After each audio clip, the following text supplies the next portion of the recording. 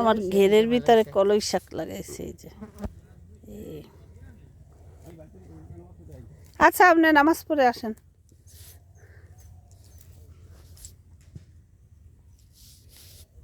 তো আমি জানিও না তুলতে। আমার সব কিছুই শখ লাগানো, গাছ, ফল ফলাদি, সবজি। মাশাআল্লাহ আমার ঘেরে অনেক সুন্দর সুন্দর এই যে পালং শাক হয়েছে, লাল শাক হয়েছে। 2 দিন হয় আসছি আমরা, আসলে হচ্ছে সময় দিতে পারি না, এত কাজের চাপ, যার জন্য সময় দেয়া যায় না।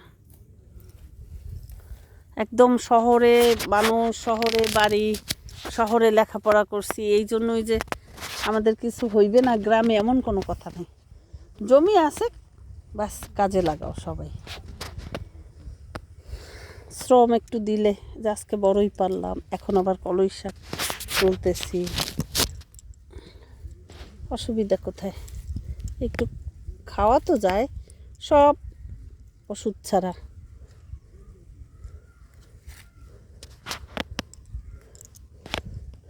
আমি নিজেই মাঝে মধ্যে অনেক অসুস্থ থাকি।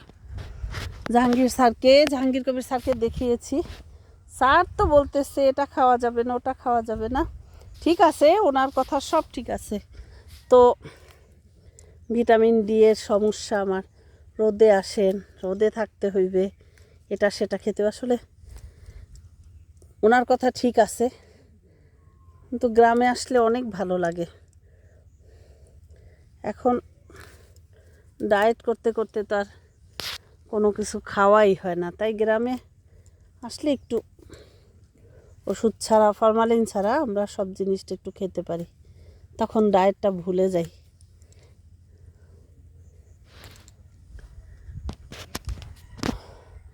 আমার ছোট হাজি চিংড়ি মাছ ধরতেছে,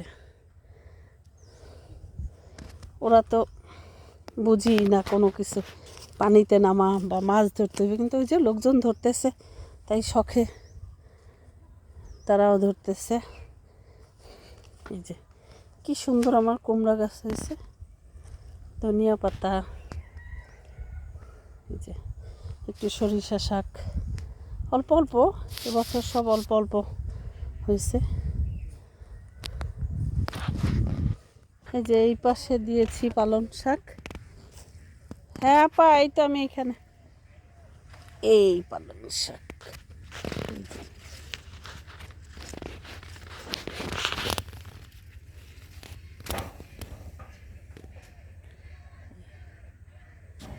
অনেক আসছে পালং শাক, ধনিয়া পাতা।